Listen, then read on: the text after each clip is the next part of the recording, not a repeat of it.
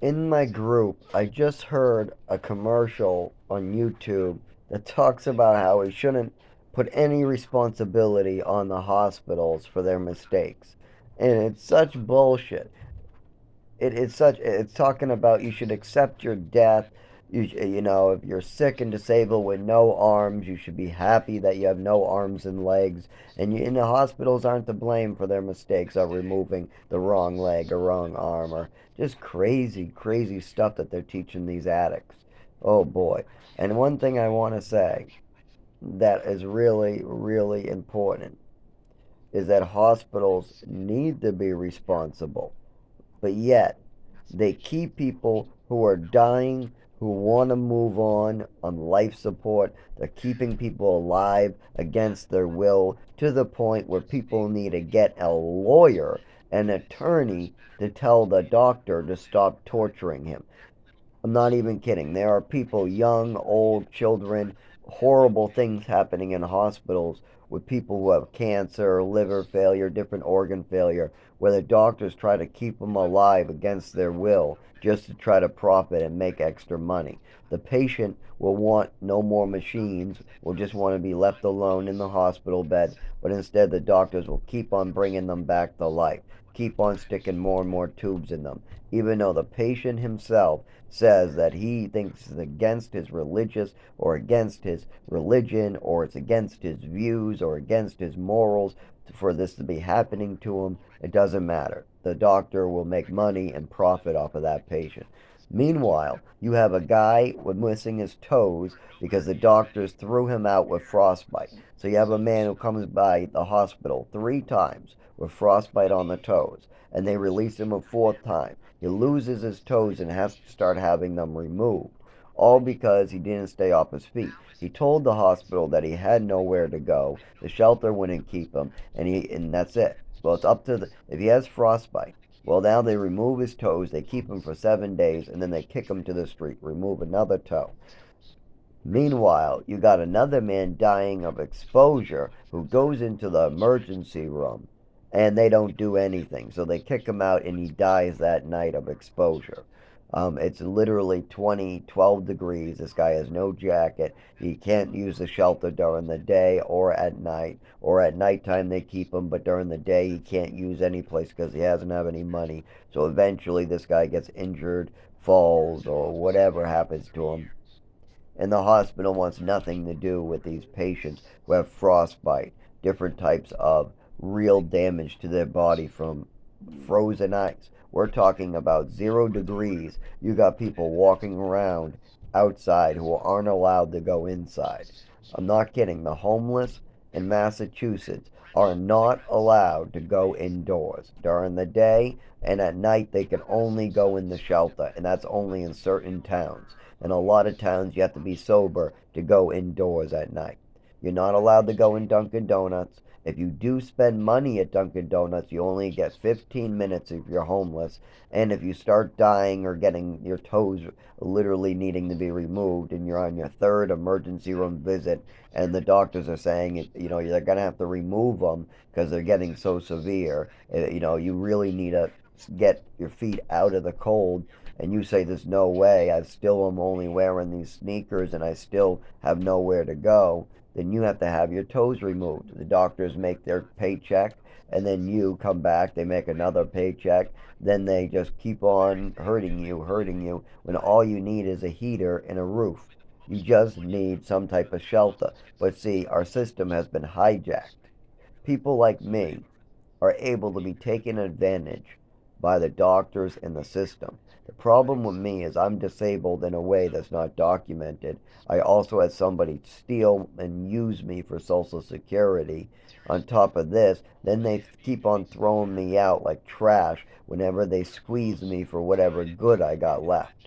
They squeeze me for whatever. Oh, I have to split an inheritance with him? No, I'll just scam my way out of it. Oh, I'm supposed to hand over the Social Security to him? Oh, I'll just scam it into my pocket. Oh, I got caught for illegally taking Social Security? Oh, well, I'll just use my son's love and then throw him away.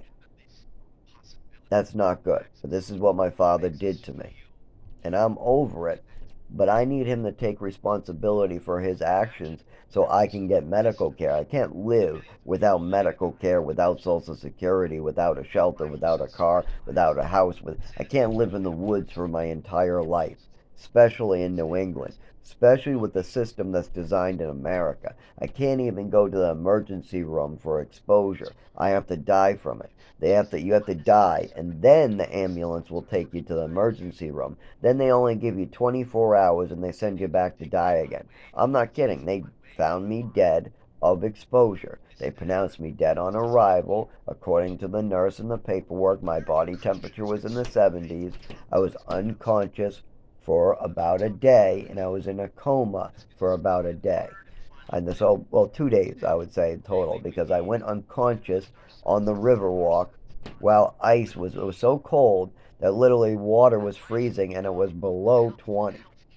I think it was about 12 degrees that day. I was trying to keep the seizures away with alcohol. I slipped, I fell, I hit my head, I seized unconscious, and then I don't remember anything. When I mean seized unconscious, I mean I shook and then went unconscious. My whole body did a spasm. I fell because I spasmed, so I slipped and kind of lost my balance. There was no ice. I just kind of like fell. I just lost my balance. And yes, I was drinking, but this was a weird shake. Even my friends, they knew me doing this all the time. They never seen this. And then I shook myself and I hit my head. Then I bounced back, went to the right, kept on shaking to the right, ended up about, I don't know, 3 feet from where I hit my head, and then I went unconscious shaking. Now, they left me there to freeze to death, so I froze to death. I was still breathing. The seizure passed, but I was unconscious from the head injury. And then the ice and the freezing came in, and that ended up putting me in a catatonic state. I went unconscious, completely unconscious, deep in. I actually was so deep that I had some type of near-death experience. But anyways, I'm not going to go into what I saw in that dream. But anyways, I was completely unconscious, and I woke up 2 days later in the emergency room with some food next to me, a bag lunch. And I asked the nurse, and they said that you were pronounced dead on arrival. Then they left. Then I asked another nurse. Then I asked another nurse. Then I read the paperwork. Then I asked another nurse. And what happened was, is they found me frozen to death. My body temperature was 72. According to the EMTs, they thought they were going to have to take a shovel to scrape me off because my whole body was stiff and frozen. They said that my whole body was frozen, stiff, and blue. And yes, I was there for hours. The time that the ambulance picked me up was literally like 6 hours after I fell. So I was out in the freezing cold, unprotected, unmoving, unconscious for 6 hours, freezing to death. Now, it could have been longer. That's only from 12 o'clock. I should have fallen at about 9 a.m. So add a couple hours to 6. So 9 hours. I was frozen with no protection for 9 hours. Nothing. I didn't even have boots on. I had sneakers. My body temperature dropped very quickly, especially with the head injury and everything. I'm not moving. I'm unconscious in the wide open. And this is a very, very cold day. I mean, people aren't even allowed to sleep in their tents with a candle and a bunch of blankets because they freeze to death. There was a couple deaths with people who had many, many blankets, jackets, and they still froze. So, yes, I froze. I was unconscious, and I stayed unconscious in the emergency room because I was so frozen. They couldn't get me awake for over 24 hours. They tried everything. Now wasn't sure if they would be able to keep me alive either when they first got me, until they eventually found a heart rate. Yes, they could not find a heart rate either when they first found me. No heart rate. They couldn't get a heartbeat. This is scary. But you know what? The emergency room just turned me right back out to have it happen again and again and again and again and again. And I worked really hard to get indoors in New Hampshire. But part of the problem is that I'm making myself more disabled. I now have a GI problem, a kidney problem. I keep on pulling and ripping and twisting to keep going. I keep on having seizures and forcing myself to keep going after seizures, and that just keeps the bills paid. But I'm injuring myself beyond belief just to make minimum wage. And I don't see anybody else bleeding on the side of the road with cars running over their hair for minimum wage. Tell me, does anybody else bleed on the side of the road, fracture their skull, hurt their knees bloody, end up in the emergency room, and then go back to work to make minimum wage? Does anybody else do that without even having an answer or even having any doctors look into what's really wrong? Having a diagnosis, in other words, on paper? No. If you have seizures or epilepsy every 6 months, let's say and you're going to work or you're driving a car, you have a doctor working with you. You have documentation, paperwork. If you move to another state, you can have that information transferred to the new doctor. I have so little that if I switch to another doctor, I have to start from scratch. No information, nothing. Because we have no paperwork, nothing. We only got my mother's fantasies, what are hurting me, not helping me. So, all the documentation I got will only get me hurt because it's all fraudulent, made up bullshit. Not the hyperactivity. That's real. Not the speech impediment. That comes from the neurological disorder. That comes and goes with the voltage of my spine and my neurological disorder, my feet, my toes, my legs, my thumbs. Depends on how much I move my arm. If I try to run, whatever, it can affect my speech, actually. It does. If I stay sitting with my eyes closed and don't use my body at all, my speech becomes better.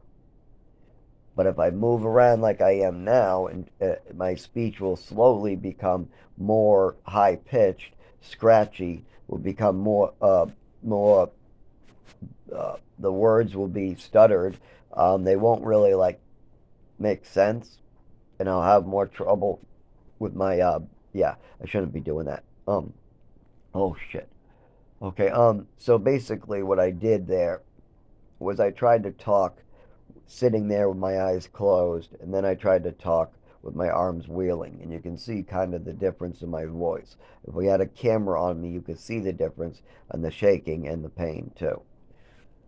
That's not normal to have two different sounding voices and have two different ways to talk. Now, my brain stays the same, but my back and nervous system, everything coming out of my neck and spine, is not the same. So my brain functions the same if I move or not. But my body, my tongue, my jaw, my mouth, all that does not function the same. And that's thanks to my mother and father. And why is this still continuing with no help at 31? You can thank my mother and father for that too. If I was an orphan, bringing this up in an orphanage to the doctors would have listened to me because I'm talking about losing my eyesight, the lack of ability to stand up and walk, the lack of ability to talk. I can't feel my tongue. I lost my vision. I now can't seem to move properly, and now I'm on a pile of newspapers, my breathing's slowing down, and I'm passing out. Then for the rest of my life, I have problems moving my body. When I said that in front of my mother and father in the doctor's office, more than once at the age of 7, 8, 9, more and more. My mother buried it. She did not look into it. She didn't try to get me help. She tried to take evasive action and stuff it and make sure I wouldn't talk about it and then make sure that nobody would ever look into it. That is the opposite of helping me with this. And that is why, to this day at 31, there is no way that I am going to be able to stay alive. My mother made sure that I would not be able to go get medical care for this. But because of this disability, it is very, very difficult to work and not get seriously injured in the process. And even if I do work, there are points where I will get seriously injured and have seizures no matter what I do, and I'll be out for a month or two. Or as if I can recover from the seizure. Usually it's really difficult, but I always do. Well, if all my bills crash down in those 2 months and I'm living in the woods, there's no possibility of working because I can't move my body outside. I have to jump from my apartment to the bus, to work. And if I spend too much time outside, then I don't make it to work. I make it to the emergency room. Then they release me. Then I'm in the emergency room. Then they release me. Then I'm in the emergency room until I found someplace indoors again. Just like when I was homeless, they were scraping me off every single place, either from alcohol, a fall, a seizure, or a robbery, or a head injury. Head injury, fall, fall. Alcohol, fall, injury, robbery, injury, head injury, fall. I have hundreds like that on my medical report, but then they twist it too. They try to add in drugs. Like one of them, I had a fall. I was really bad with the seizures, couldn't move my body, and I fell. It was because I used to drink and I stopped drinking, and for that day I had really bad shakes, and then I fell and couldn't move. Then I ended up really, really slow on the ground. I could hear and I was, but I really couldn't move my body really well. I asked for help before I fell, right next to somebody, a guy I knew, I guess, and then I fell. Somebody came by trying to talk to me, but I couldn't respond, and they poured a bottle of booze all over my head. Then the ambulance picked me up, brought me to the emergency room. I ended up being in a catatonic state for the rest of the time, couldn't really talk until about a couple hours in. A couple hours in, I finally could talk. I tried to explain what was going on, and the only thing they have to ask of me is why I have a clean urine. What a stupid motherfucking question. You ask a homeless man who is found on the ground, conscious but not able to move, why he's sober? What the fuck is wrong with these people? Anyways, they ask me why I'm sober. And I'm like, what the fuck do you mean why I'm sober? I'm sober, isn't that good? What the fuck is wrong with you people? I tell them. They say, well, sir, we smell booze all over you. So we think you were drinking. I said, but you just said I was sober. Well, we checked your breath, we checked your blood, we checked your hair, we checked your urine. We can't find no alcohol, drugs, or of any kind in your system. So why do you smell like alcohol? I said, why didn't you ask that in the first place? Why do I smell like alcohol is because an asshole poured alcohol all over me while I was on the ground, not able to move. I say, okay, the conversation is over. She walks away, and then I'm released to go live in the cold some more. The hospital does absolutely nothing further. They just release me. They don't do any brain scans. They don't do any testing, all because some other asshole poured alcohol while I was in an emergency condition on my body.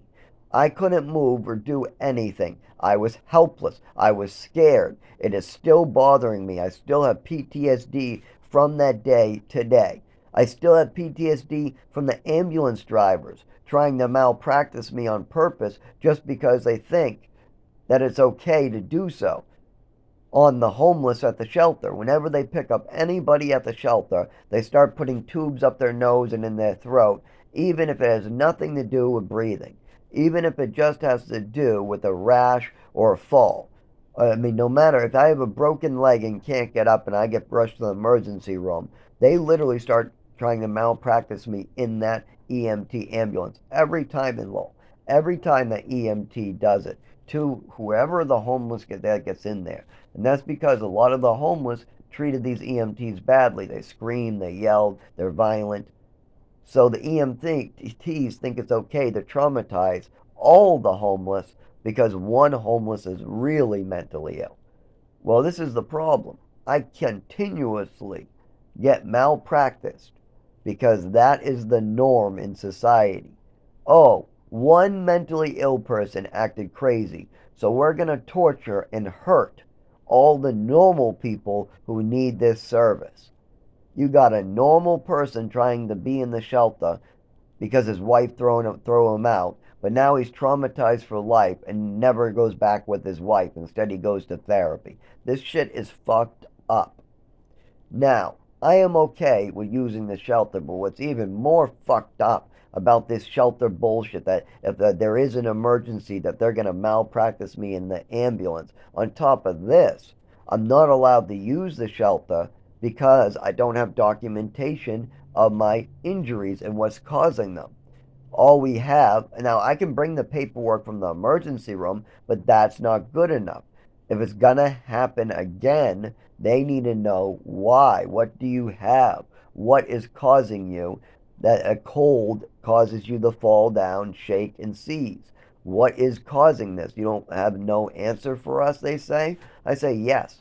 It started with my mother with an overdose. I brought it up at the doctors. I brought it up at the doctors. I brought it up at the doctors. My mother called it a bunch of bullshit. Then I brought it up to the doctors. Then I was trafficked to Texas. Everybody told me to forget about it. Then I was trafficked to New Mexico. I was told to forget about it, and I was abused. I was left in the woods, and I had a seizure outside in the cold. But nobody came to help me. They left me there, and I was the only kid left outside because I was unconscious and nobody did a count. They came out later, 2 hours later, and found me. Went back inside, hot chocolate, no hospital. I was never brought to an emergency room. I never was allowed medical treatment for this. I was never allowed to speak about it. So, of course, I only started talking and getting medical treatment for it later. But yes, doctors have called it a coordination issue. My mother has put me in ballet for it. Teachers have given me physical therapy for it. I was given speech therapy for it. People have seen it in me my whole life. I've always been disabled. You people have seen it over and over. I've had multiple seizures for the last 10 years that have been recorded. So from the age of 20 to 31, we do have recorded seizures. So we have stuff to use. It's just we don't have a diagnosis from a neurologist saying what's wrong with me, explaining it. And even if I did, I doubt I could stay alive at this point in a shelter. They are not equipped to handle somebody so severely disabled who has not been receiving medical care. So, I've just been trying to do my best to go from the apartment to a job running a gas station. I just run a small gas station by myself. I run it pretty easy, right? Get up, stand for 5 minutes, clear up the line, sit back down. Get some more stuff done in the store, sit back down. Get up, work for 10 minutes helping the line, sit back down, do a bunch of stuff, and I'm still doing better than everybody else. You literally got people on their phones smoking pot who don't want to do the basics. I do the basics and then I find more to do. I go through the whole checklist of my responsibilities, and then when those are done, I even try to find some extra. Meanwhile, you got other people who don't even want to take out the trash. I take out the trash while injured. We all had do not lift orders at one point. All of us. And my manager said somebody's going to have to take out the trash. You all got do not lift orders, and I'm not going to do it, my manager said. So who the fuck was going to do it? We all have do not lift orders. I'm bleeding into my testicles. My coworkers had an infected kidney a year prior. So she had a kidney stone a year prior. So you got a kidney stone a year prior. You got another girl saying she just got a kidney stone, but yet she hasn't gone to the emergency room or taken a large amount of time off, but her kidneys are hurting her just like mine are. Something's wrong with my kidneys because my kidneys have been hurting ever since I got that job as well. But I don't know what it was. My kidneys just hurt. But somebody had to take the bullet, right? So the kid who has blood in his testicles, and don't forget, my GI hurts and has a dripping feeling, and that's why my testicles are filled up with blood. And on top of this, I do have a light pain in my kidneys, and now, a year later, is a severe pain. Oh my God, this kidney pain is like, oh my God, it's not a year later. It's like 6 months later now or whatever later. It's severe pain. But anyways, so I am forced to try to deadlift giant bags of trash out of cans while injured because other girls who have almost no injuries have do not lift orders. These do not lift orders are given out to these spoiled blonde women who are pretty or the rich like nothing. Meanwhile, the uglies or the heavy set or the people like me who had shitty parents, we can't even get a basic do not lift order when we're bleeding and when we're hurting and when our kidneys are hurting. Meanwhile, we got everybody's kidneys hurting at that job. That's suspicious. But the only person that can't seem to get medical care is me. The other two, actually, three, sorry, one, two, three, four. Four people have complained about kidney pains. My manager has been complaining of kidney pains for years. So you might not want to count that. The original girl complained of kidney pains and got a do not lift order. That's Nicole. Then you got the blonde girl. She ended up having kidney pains 2 times, got put out, and with paperwork and do not lift orders. And I believe her. She's honest. And then the new girl, also kidney pains. She brought it up many times, but I think once because she did go to the emergency room with severe kidney pains. And what's funny is they all drink the slushies a lot. I don't know what it is, but the kidney pains, all people who work there seem to get them. Severe kidney stones and kidney pains. I don't know what that's caused by, but I know that there's some oil on the ring of the slushy machine that keeps that ring going, and I don't know what oil they use on that ring, but that machine is very old, very old.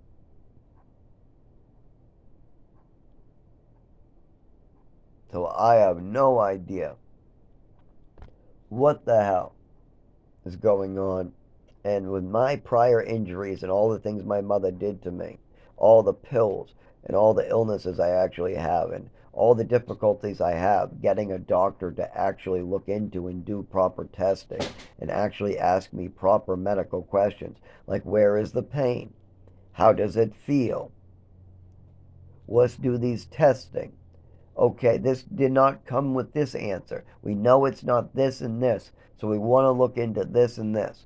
Okay, we're going to schedule this and this. Now we know it's this or it's not this, so we can try this. Is this getting any worse? Do you feel it moving? Is it located? Is it like a pressure? Is it a sharp pain or is it like a pressure pain? Is it a electric pain in your back or is it like a pain like a separate entity? It's a separate entity. Okay. Is it sharp? It can be, but usually it's non-stop. It's always there. But sometimes it adds on a sharp pain. Oh, so there's two pains. Yes, there's the pain that's always there in the GI, and there's the pain that's always there in the kidneys. But like if I stand up and I let gravity at my body, then I get a sharp, severe pain. And if I don't bend over, and use the cane in a bent position and I try to stand straight, then it becomes super sharp. And if I do that for too long, like 5 minutes, then it slams me to the ground and makes me bend over because it's so sharp and so painful. Oh, okay now. Now, those are the type of questions that a doctor should be asking. So that way he understands exactly what's going on. How large is the pain? Where is it located? Is it in the front or the back, or does it feel like it's in the middle of you? But I don't get any of that. I get, do you want a psychiatrist right from the get-go? Oh, this must be hypochondria. But see, that's just an excuse not to look into it. This is obvious. People see it with their own eyes. People know that this is serious. I mean, goddamn. When I saw the doctor for the testicle thing, they did the same thing. Do you want a psychiatrist? I think you should see a psychiatrist for your testicles. Then, when I finally said, no, I want to see a primary care. I want to see my primary care. What is so wrong with you? I don't want to see a psychiatrist for my testicles filled with blood. I want to see my primary care. So, they give me a substitute primary care. I go in there. And I drop my pants and show it to him after he gives me a bunch of psych bullshit. And then his face drops and he goes, "Oh, this is real. Oh, you really are injured." I said, "Yes, that's what I came here for. Oh, I'm not qualified to handle this." And then he takes off his gloves and says that I should see a specialist. And I don't get any advice from my primary care at all. That is what I get for having internal bleeding in the GI, bringing blood down. I have a dripping feeling in the GI. I have pain in the GI. And then while I'm in the shower, when I'm at home, my testicles are filling with blood and swelling up. And they're all bruised as well at the end. After the blood went away, there was a lot of bruising, yellow bruising afterwards from, I guess, the swelling and all the blood pushing on it outwards. I don't know. It was extremely painful too. And don't forget, I'm working and the girls want me lifting even though I'm severely injured. Nobody else wants to do any work. Now we got Jess who came in and she started working, but now she's gone and who knows what the hell's going on. We have other people at other jobs that were real good at the company. We got real good people. Bobby's great. I mean, there's a lot of great people who work for the company. But there's also limits. And when there's time to be lifting trash and I'm the one who's injured, we can't have everybody injured. And I shouldn't be working in the first place. Half the time I would have a seizure and then they would call me and call me to come in while I'm having a seizure. Like one night, I had a seizure all night long and I had to go to the emergency room. They we didn't want an ambulance. Somebody was going to help me go in the morning at like 4 a.m. 4 or 5 in the morning we were supposed to go. The guy didn't wake up. He ended up showing up later. But at the same time as I'm going in this guy's car to go to the emergency room, after I texted my boss that I had a seizure and I'm going to the emergency room, she's telling me, "No, I need you at work." Not understanding that I am not one of these bullshitters. I am not, I show up injured all the time. She says, "Oh, we don't have anybody to cover. I need that store covered." I said, "Great.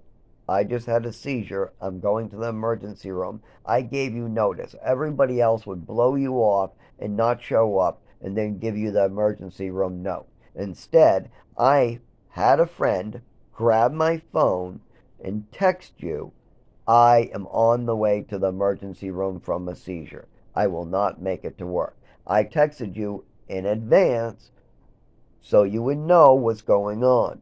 While other people play games, I give you heads up on everything the minute it happens." So anyways, and I'm second shift at 2.